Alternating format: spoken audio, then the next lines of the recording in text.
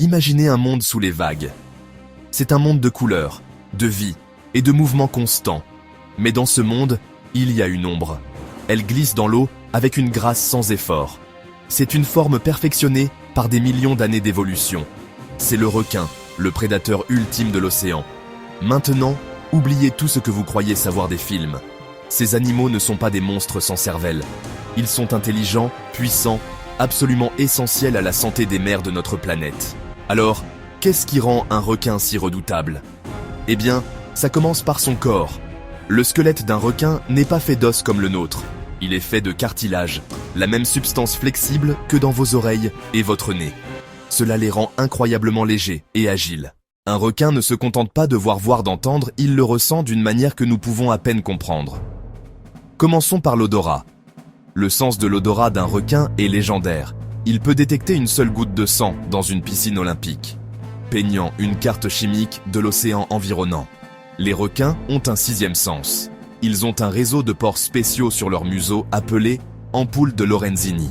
Cela signifie qu'un requin peut trouver une plie enfouie dans le sable simplement en détectant son rythme cardiaque. Les requins emploient une variété étonnante de techniques de chasse. Le grand blanc est célèbre pour son embuscade verticale. Il patrouillera profondément sous la surface, guettant la silhouette d'un phoque contre le ciel lumineux. Au bon moment, il monte en flèche avec une vitesse explosive, frappant sa proie sans méfiance par le dessous. Cette attaque en surface est l'un des événements prédateurs les plus spectaculaires du monde naturel.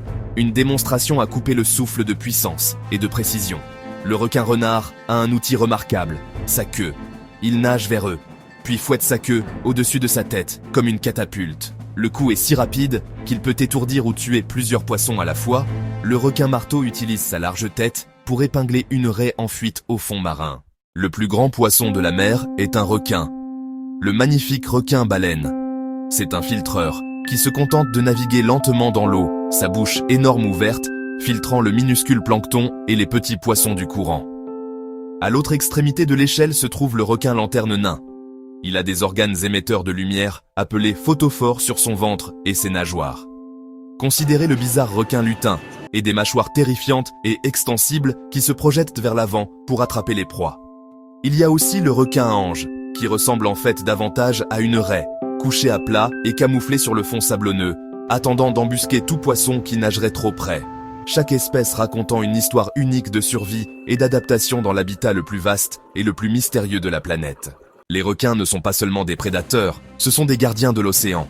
Ils le font en chassant les malades. Cet effet d'abattage renforce le pool génétique de leurs espèces proies. Sans requins, toute la chaîne alimentaire pourrait s'effondrer, entraînant une cascade d'effets négatifs. Ils font face à un prédateur qu'ils ne peuvent pas surpasser, les humains.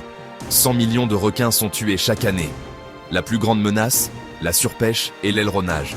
Et l'animal est rejeté à la mer pour mourir.